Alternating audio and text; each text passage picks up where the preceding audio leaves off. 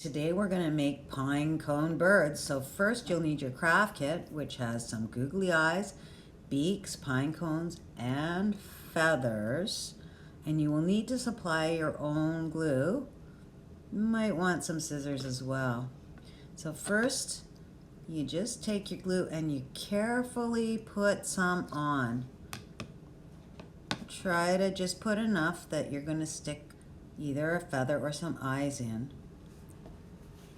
And then you can put some eyes on, just like this. So you need some glue. Then you need more glue for the arc one. And there's your eye on. Oh, and what are you doing there? Now I'm wiping my hands. Right, and then after you have your eyes on, you can also add feathers. And there's your finished bird. Then you're gonna have fruit bell marshmallows.